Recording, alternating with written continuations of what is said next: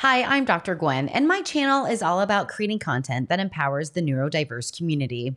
In this episode, Dr. Nguyen and Dr. Deborah Budding come onto the show to talk about the misconception of cognition and how the sensory motor system is the ultimate regulator of our behavior.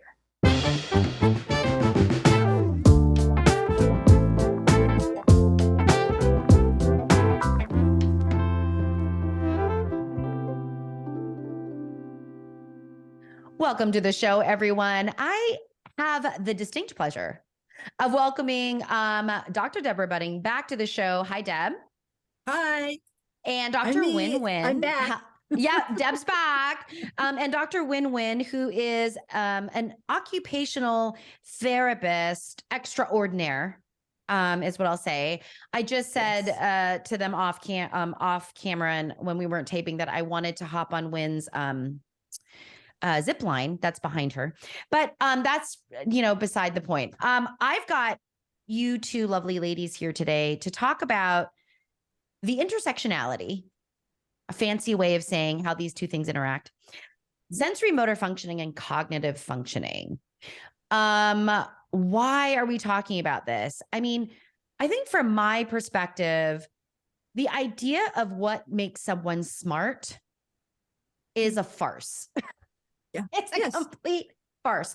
So let's talk about this because we're not just like these walking brains, No, that wouldn't work so well, actually. Yeah.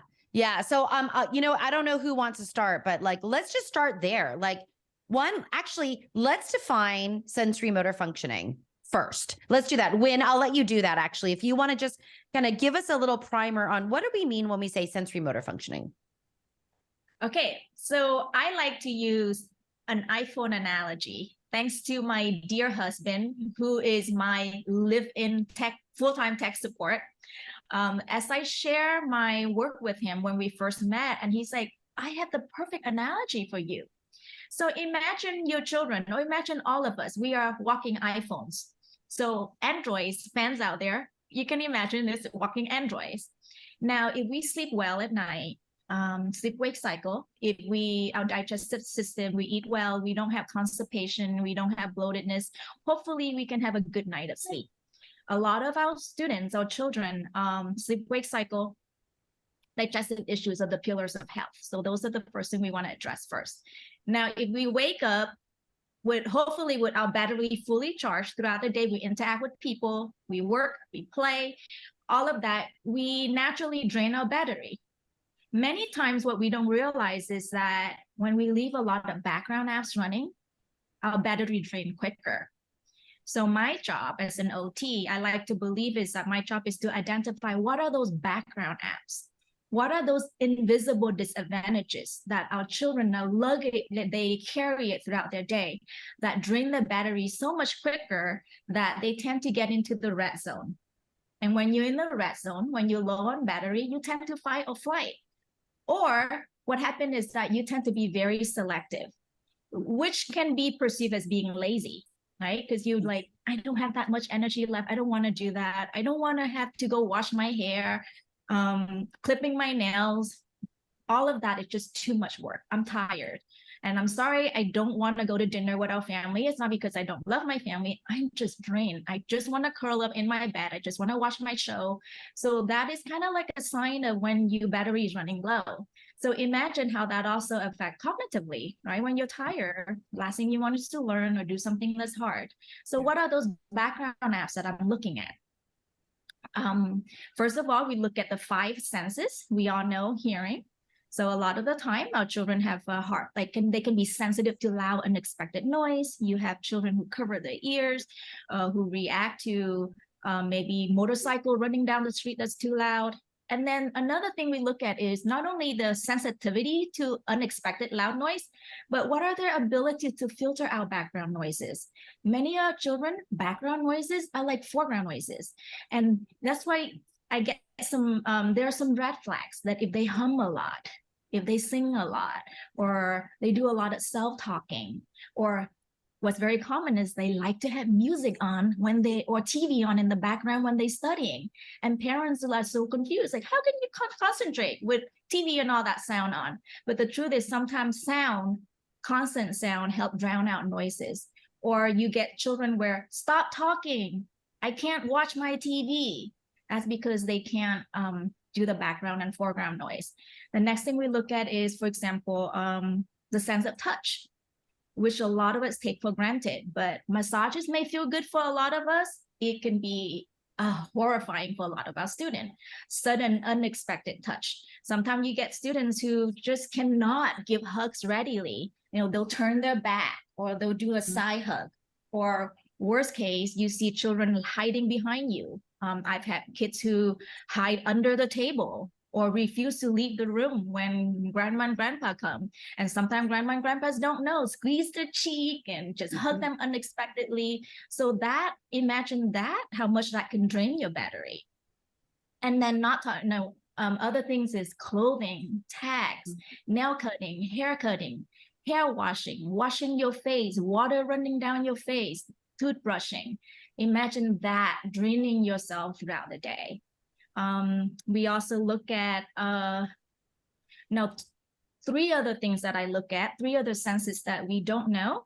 Not very common is proprioception, which is the sense of your muscles and joint. So imagine if you don't feel where your body is in space, it's harder to coordinate movement. It's harder to use your body effectively. So an example of this is, imagine when your foot falls asleep and you don't feel your foot. What do? You stomp on it, you shake, you have to use your eyes to guide your foot in your shoes. So our children, red flags, if they have a hard time feeling their body in space, if the proprioceptive system is under responsive, these are the students you see wiggling in the chair a lot, have a hard time sitting, or even sitting and falling out of the chair. They wrap their legs around the legs of the chair. They like a lot of body contact. They use parents' body as their anchor, curling up in moms and dad, asking for big squeezes. But sometimes it can be confusing if you need proprioceptive input and you constantly ask for squeeze it.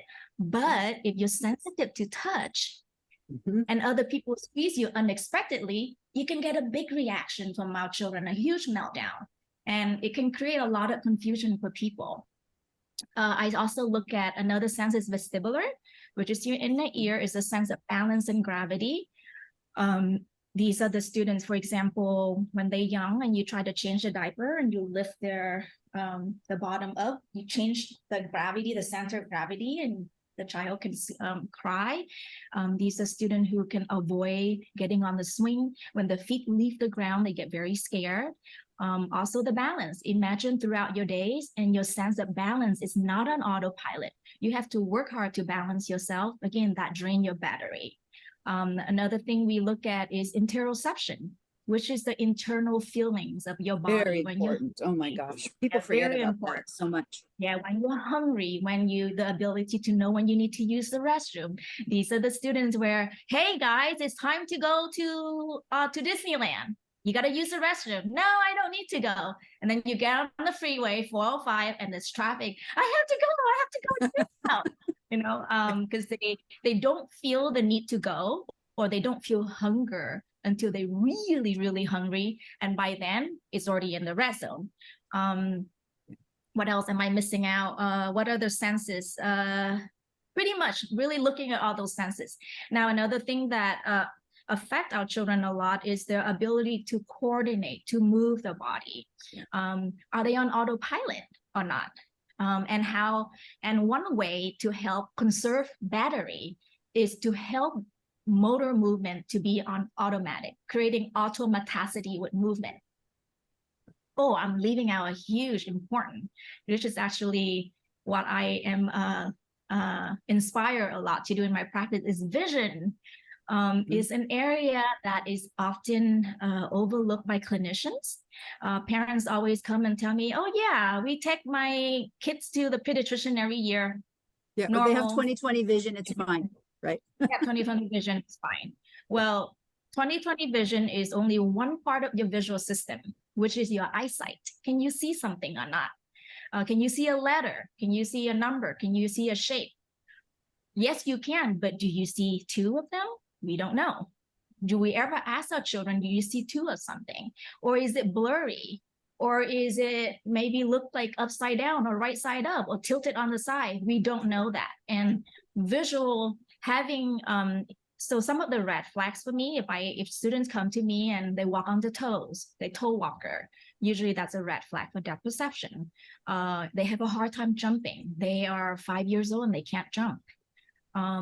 They have a hard time with reading. There's reversals. When they read, they have to use the fingers to track. Or there's reading comprehension is hard.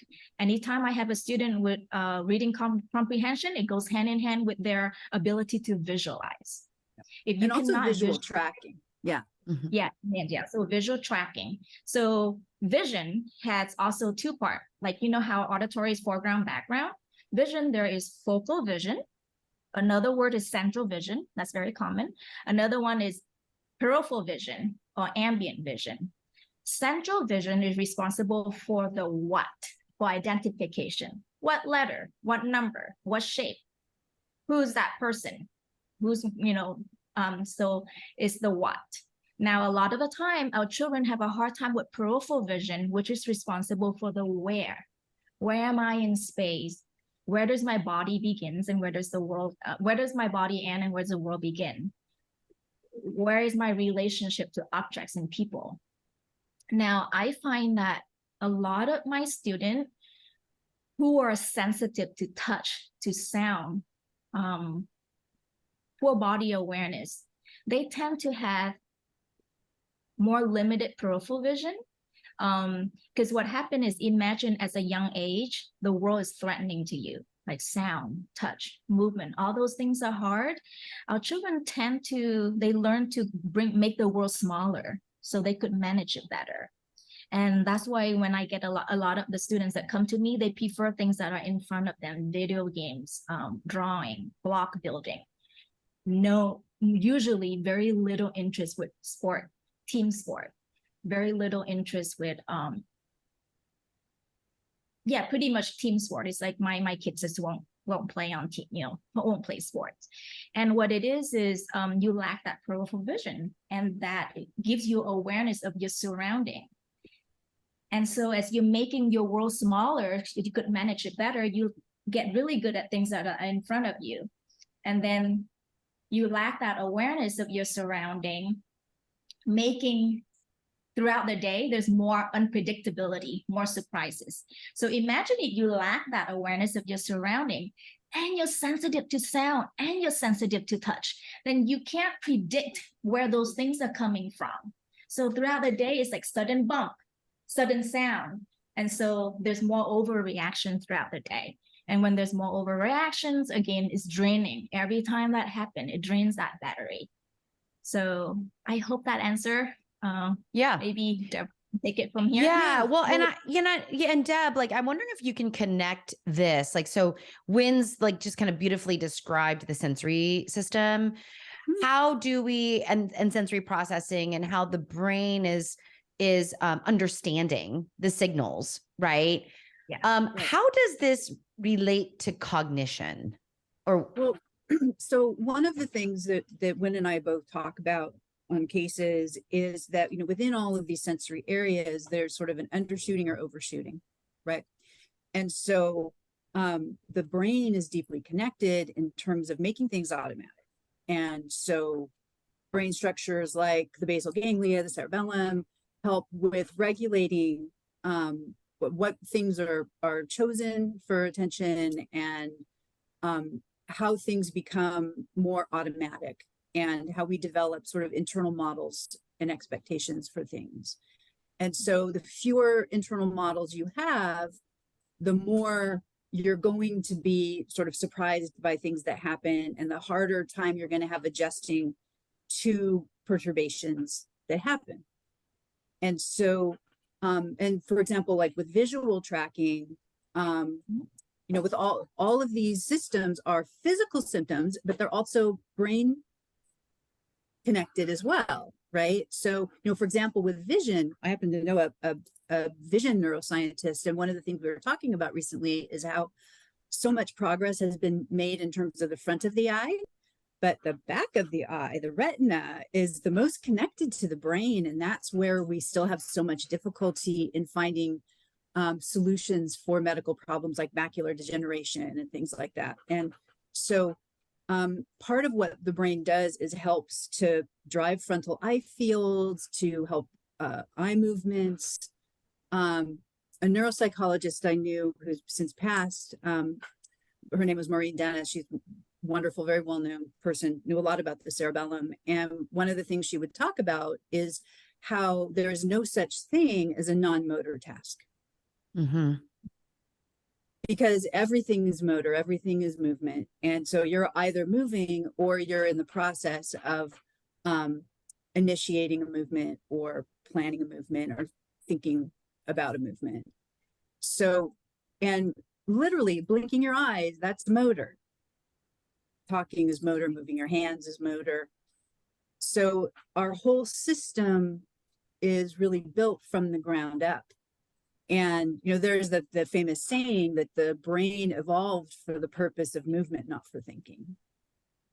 And that thinking is sort of a secondary bonus that we've developed.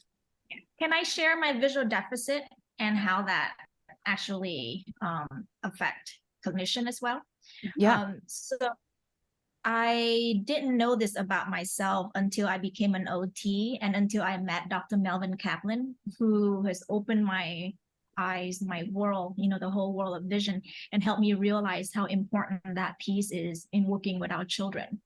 So when I met him, before I met him, I didn't realize how going through school, I always have a hard time with reading.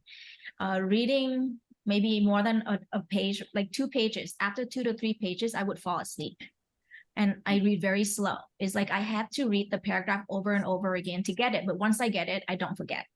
But I've always hated myself because, gosh, I see my friends would read like books after books. And for me, I just fall asleep all the time. So how I got through school, I compensate by, I take really good notes. I don't miss any classes. And thank God, most teachers or professors, they only test, my experience, they only test on what they lecture. Mm-hmm. So that's how I got good grades. And also in OT school, there's a lot of reading. And luckily, they have this group study. And so I would split up readings and we share notes. And that's how I got through school. Now, if there's any test that it's tested on things that I didn't read, I probably wouldn't do well. And so when I met Dr. Kaplan, he looked at me and he said, just the way I walk, he goes, hey, Nguyen, you drive on the left lane and you drive fast, don't you? And I'm like, yeah. And he's like, oh, tennis, volleyball, all that thing with ball tracking coming down, probably you hate it. I'm like, who are you? And so that what I learned from him is that, see, you look at my eyes as normal, but I use my left eye more than my right eye. Information come through both eyes, of course, would be quicker. For me, I only use my left eye, so my left eye gets more tired. So that's why I fall asleep quicker. And then information only go through more on one eye, so I have to read it over and over again to get it. And also I've learned that for me, any sport that involve like solitary sport, like biking, hiking, yoga, where I can do by myself, I do great.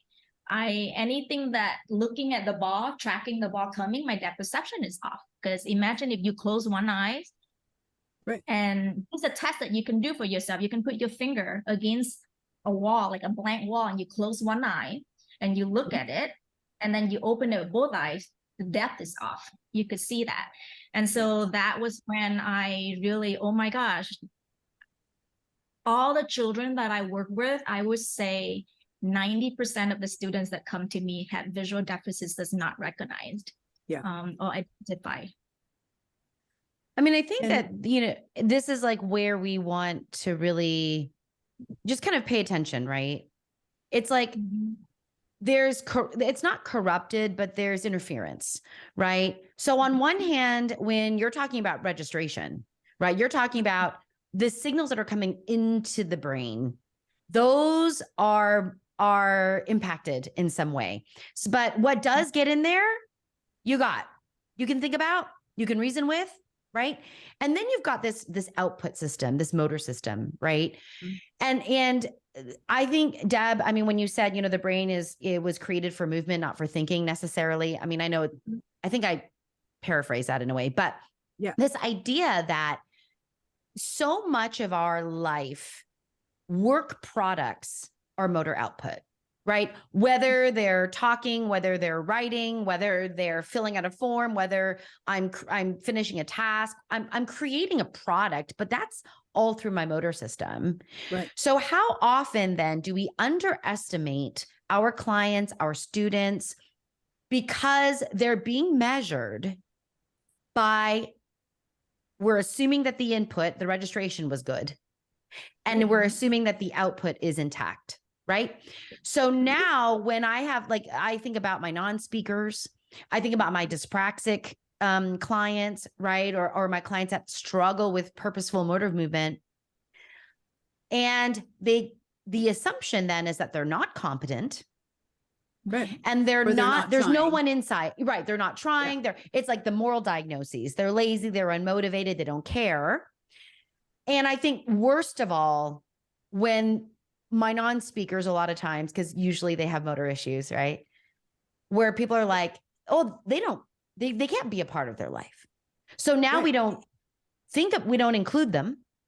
We don't provide meaningful opportunities for growth and communication and interaction in their life.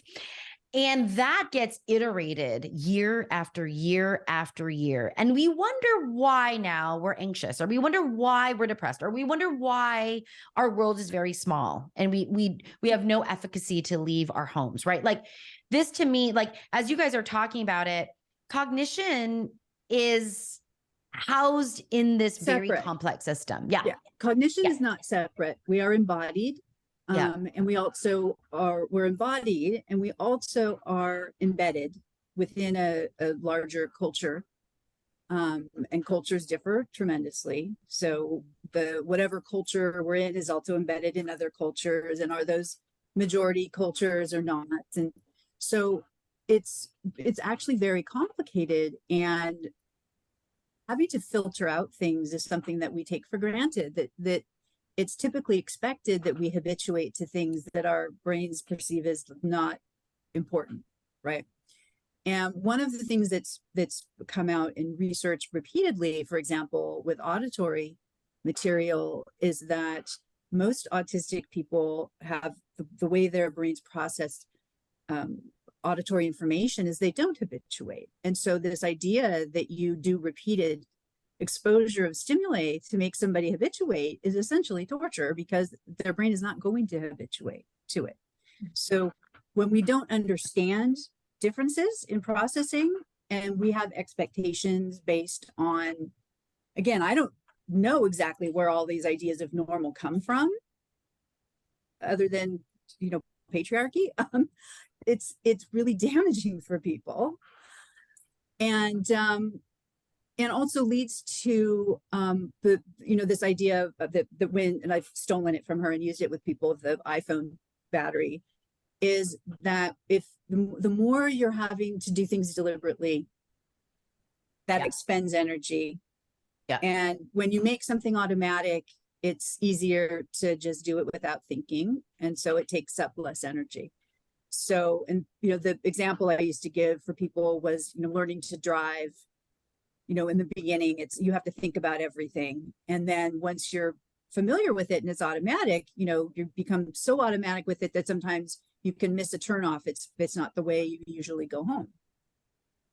So these are all interconnected things. And it's why whenever I see somebody and they don't have an occupational therapy evaluation in their chart, I immediately try to get them in to see Nguyen, because I'm like, if I can tell from how the cognitive profile looks that there's some sensory motor stuff going on. There has to be, but they haven't understood it.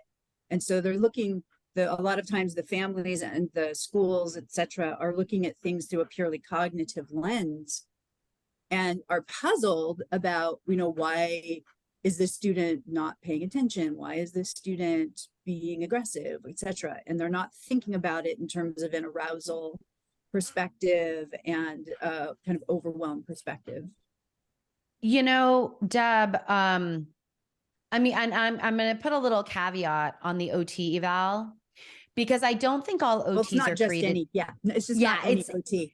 That's right. Like I find I think occupational therapy, and like when, please correct me, you're an occupational therapist. In my humble observation as a psychologist, I see the field of occupational therapy to be quite vast, actually. I mean, I think, right. And varied, right? So you've got OT, just like psychologists can specialize in lots of different things. I think OTs can too, whether it's sensory integration, sensory processing, to, hand rehabilitation, to ADLs, to lifestyle redesign, feeding, right? To, OTs. Yeah.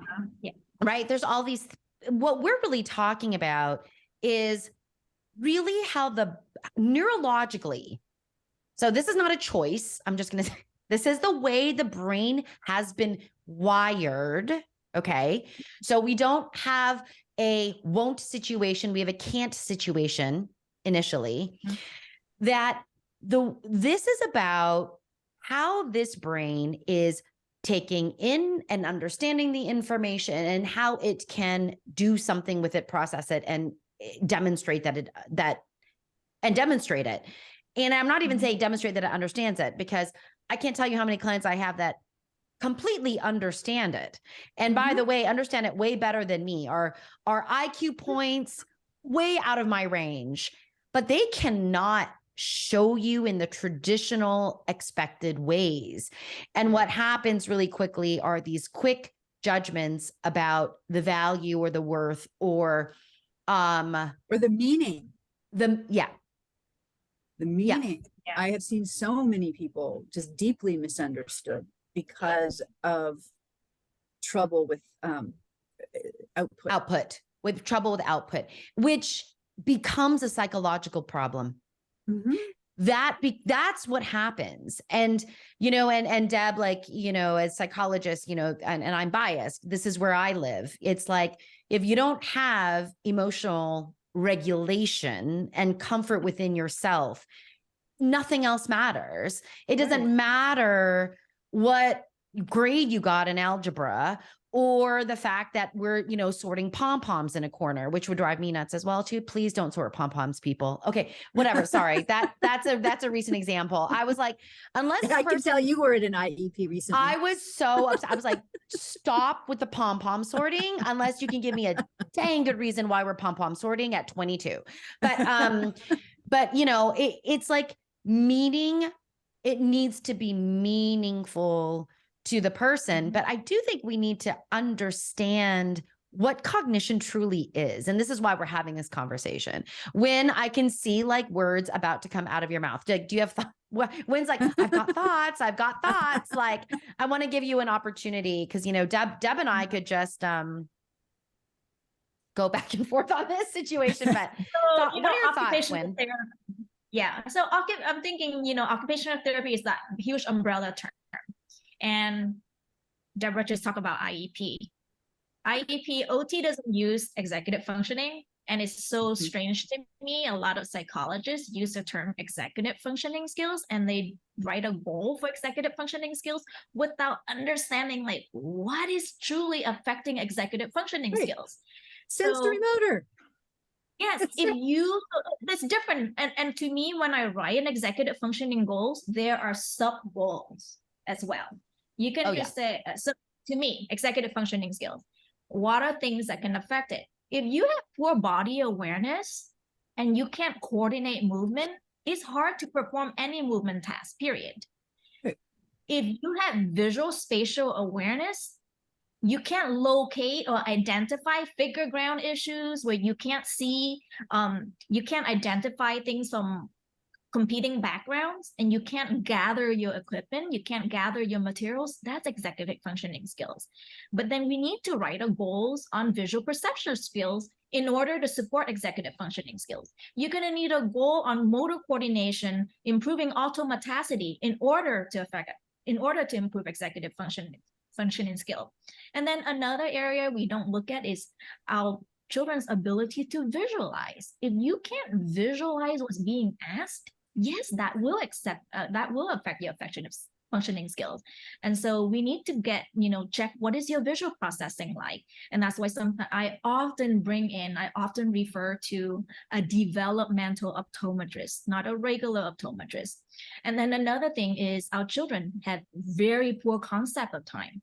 If you don't have any concept of time, then that is going to affect your executive functioning skills. So there's so many things inside executive functioning skills that we need to identify in order to support that.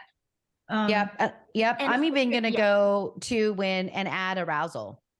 Because this arousal level here where it's like, well, you want me to pay attention to something that's challenging. Because I think about executive functioning skills are usually applied to a goal that's a little bit outside of the immediate reach, right? It's not like an immediately gratifying thing that we're doing. It's like there's multiple steps to get to something that's a little bit delayed.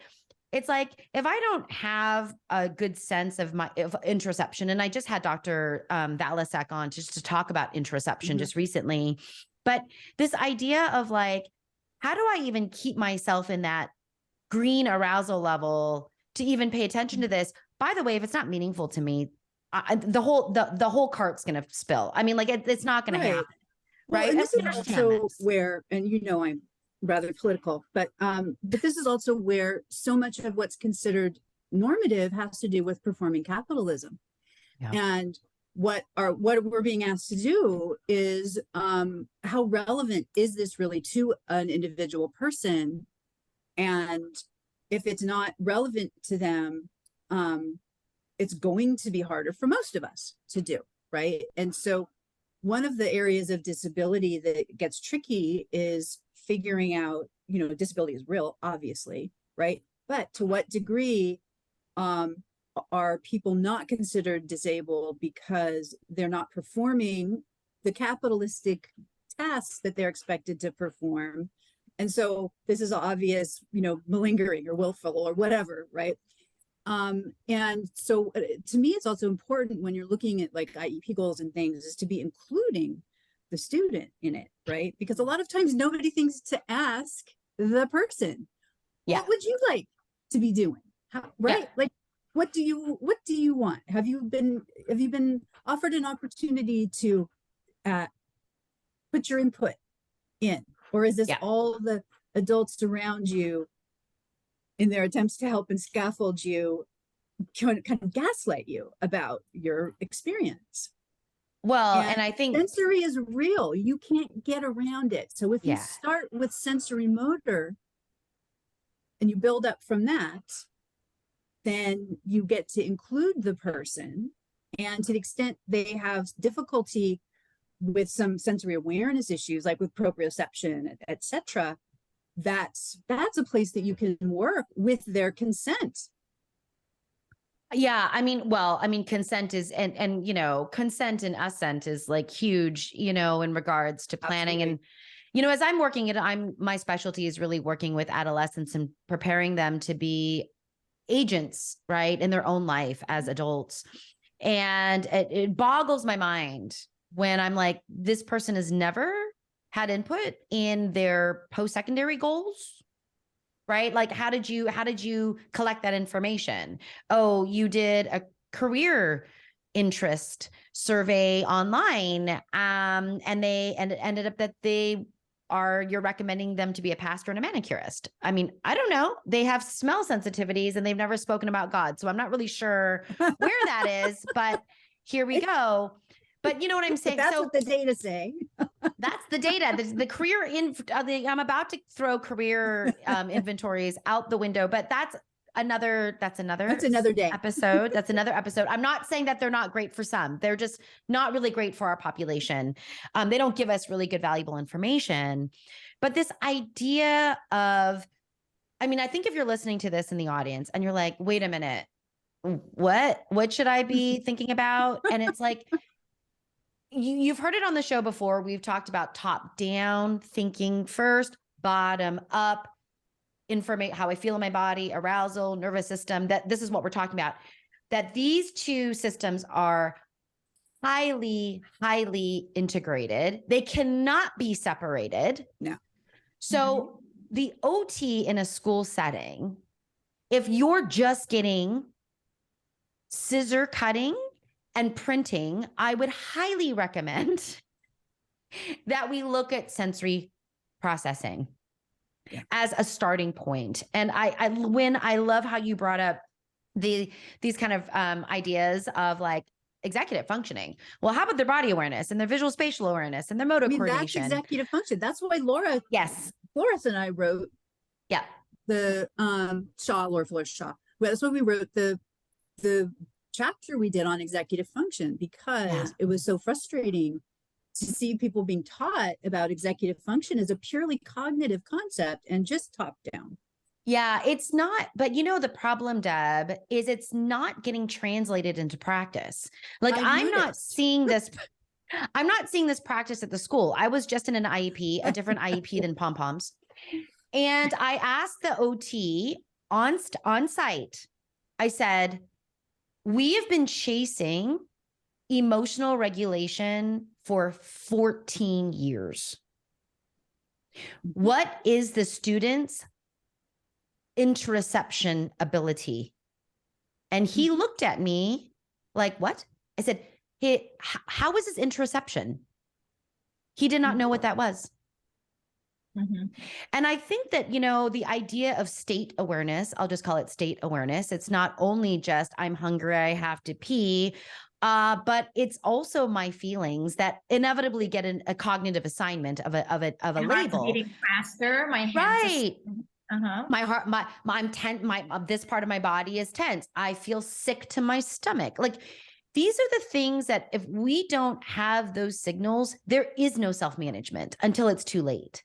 Well, and we assume that people have an awareness when they sometimes don't. A lot of times I'm talking with people about alexithymia, which is just like not really understanding emotions and just really not having a way to sort of think about them or map them out. And that is an important piece of work, because there's this way that sometimes we can use language that is very deceptive and can make it seem like we all understand each other and we're all saying the same thing and understanding the same thing, when that's actually not true. Yeah. I mean, this motor piece, the sensory motor piece is really big. I think we understand the cognitive piece is actually the top down stuff is actually where we live most of the time. And this is where there's dangerous assumptions that are being made. And I'm going to say dangerous because the assumptions lead to harm. I'm not saying by well-intentioned people, you know, most of the people that I meet in doing this job are well-intentioned. I will say, I really do believe that. Absolutely. And it's just, we don't know differently. And also we're not asking questions. You know, the thing is for me that's frustrating is that when so many of the kids and teenagers and even adults I've seen, they haven't really been asked anything, really. Yeah. And they've been told a lot of things and they've been instructed to do a lot of things. But there hasn't been a lot of space for questions, wondering about body experiences. And a lot of people really do not feel themselves in their bodies. And I think as a culture in the West anyway, we tend not to really pay attention to that. Even if we're like super into sports or doing yoga, it's still kind of a split thing for a lot of people, and they're not integrated. Yeah. And think, I mean, I think about this, like I would never recommend that. Most of my clients don't do well in quiet meditation. That does not work for them. And there's lots of reasons They for can that. probably hear everything around. Right. Oh, It's yeah. horrible. It's like I'm going to open myself up to being completely bombarded sensorially. And we actually know, just from a research perspective, and Deb, you can you can fact check me. I understand that there are more neuronal inputs in an autistic brain than a neurotypical brain.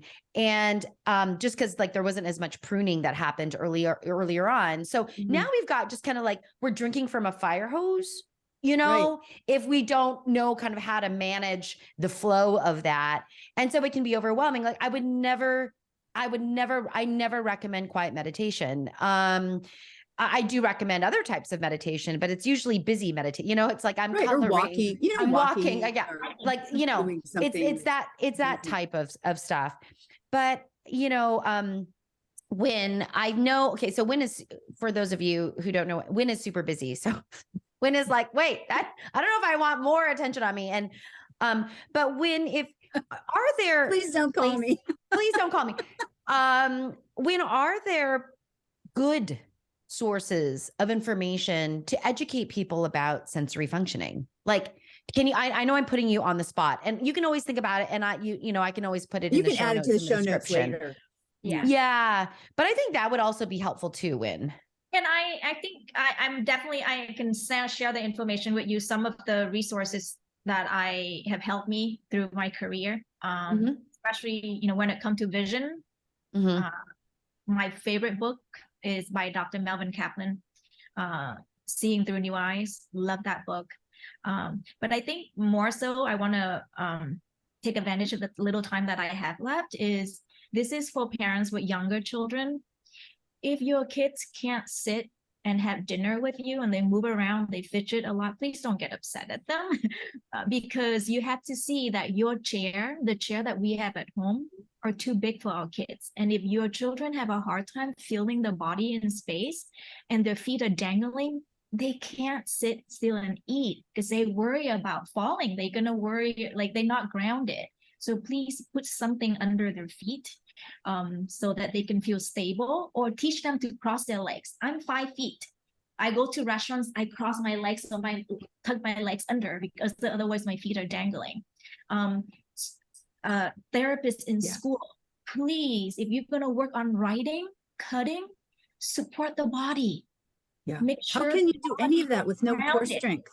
Yeah, if you don't have the core strength, or if they have to move around falling off the chair, you're best working on the floor with the back against the wall, and maybe have a lap tray over. Because if our children have to worry about the body, have to use that energy to ground the body, there won't be any attention left for things that are hard. And so when they refuse to do it, it's not on them, it's on us. Like, how do we support the environment? How do we help conserve? Always ask yourself, what can I do to conserve energy? What can I do to support the body so that our children have more attention, have more energy for the task at hand? And to have for the icks that people have, right? You know, like there's certain textures, smells that give people the ick. They don't like it. They don't, right? And instead of just rolling your eyes going, oh, get over it, eat your fish sticks, right? Yeah. But to really respect that those sensory, don't wear, I wouldn't wear perfume. I wouldn't wear that to work with our population. Also, I'm 5 feet. I go to 2nd, 3rd grade. All the furniture fit me perfectly. What does that mean? That means they are way too big. And that's really the basic things. It's the basic 101 thing that I go to a lot of school, even preschool recently. They try, but still, most of these kids, their feet are dangling if they sit all the way back. So what do? They have to scoot all the way to the front of the chair, and they fall off the chair, or they get up, they move around a lot. So furniture, please, like imagine you have to sit in your chair and your feet are dangling throughout the day and you're working at your desk. It's not going to be comfortable. So and it's going to be hard to think, right? Because you're going to be focused on, how do I not fall? How do I, I'm uncomfortable, right? There's an old saying, a man with a toothache cannot fall in love. And so to the extent, you have never heard that? Keep going, Deb. You preach, go. You do your thing. So you know, to the extent that all our resources are going to managing our level of arousal so that we don't jump into fight, flight, freeze, fawn, right? What are you expecting somebody to take in and learn in that state? Yeah. I mean, what are the bullet points here, right? Resourcing is limited. What are you going to spend it on? Everyone has a different amount of resourcing that they wake up with every day, depending on how their sleep went, what they ate. Like this is, and how, so that's bullet point number one, right? Resourcing is limited. How are you going to spend it? 2, if you don't just be satisfied with one answer. Get curious and try to understand why. Because how often do those little moving kids, oh my gosh, I mean, they just won't sit still because they don't want to. What kind of discipline do they have at home? I mean, that's quick, you guys. I mean, like that, I don't even think I'm exaggerating. I mean, that happens No, you're not. all the time. I love, I like how Nguyen is like, please, like, let's think about dinner and let's think about school. And I'm like, stop with the pom-poms, like we have these kind of, interactions, Right. because they're recent in our minds, but these are just like small examples of things that we see where we didn't take one more moment or another moment to just say, how do I understand this? Like, how do I understand this? Am I able to get some information from the kid? In my, for me, it's like from that teen, from that adult, how can they give us an experience? And, guess what? Even if they can't, they might not have ever had a framework to talk about their bodies, because I find that from an interoception standpoint, I had to like learn how to tune into my body. And then I had to learn words in a framework to express where my body was. Sometimes that's not there. It's not that I'm non-compliant or I'm resistant or I don't want to respond to you because I'm trying to be ornery. It's because I don't know how. And so, that's the training issue, right? Because a lot of these well-intentioned people you speak of have training that teaches them that it's a good and kind thing to be coercive with a child, and to use techniques that are inherently kind of gaslighty and borderline abusive, right? Ignoring somebody is a very common behavioral intervention that's used. Sometimes it's not ignoring too. It just no, I mean ignoring. They're told to ignore people's behavior. But also this thing like, okay, 1, 2, 3, you're gonna do this now without really. Oh, well, what's going on? Why aren't you doing this? Right. Do some preparation. Do some explanation. Do some, again, some questioning in terms of our own biases that we've been trained to have about how we understand the things that people do, and make some space for there to be, multiple reasons for things that people do the same exact thing. And even in the same day, somebody can do something that looks on the surface to be very similar, but for different reasons. Yeah. And I think one more thing I would say is with our children, when we see one, and we have to remember that.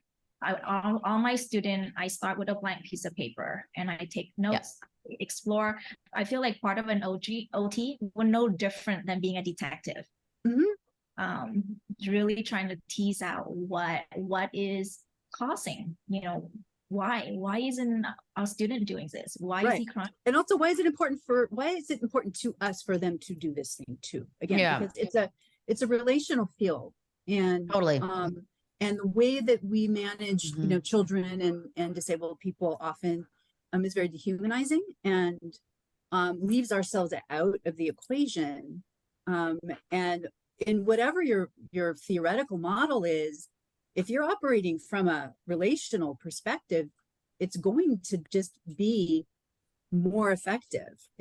That's just the fact. And if you're not operating in a relational way, then it's going to be less effective. I mean, I suppose, again, you can you can force somebody to do things, but the consequences of that can be quite terrible for people. Well, and I think Deb, you bring up a couple points, which is one, all our interactions are transactional. Mhm. So that's important for us to understand, right? That we don't occur in a vacuum. Right. What we say, what we do, how we feel, the energy we portray, that impacts another, the other person, and vice versa. And the other thing is, the good old, technique that we use when we're faced with some irrational thinking, which is, what else could it be? Right. But what else What else could it be? It could be Like, any number of things. How often do we chat? And and if you're going to make something up, make it up in your favor, please. Okay. I'm just going to say, all right. You guys, thank you so much for being here, for geeking Thank out. you. I love it. I love it. Thank you. I will put Nguyen and Deb's information in the description and the show notes for you guys to reach out to them if you so feel inclined.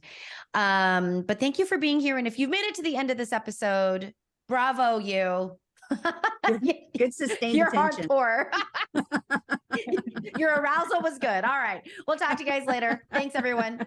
Bye. Thank you. Bye.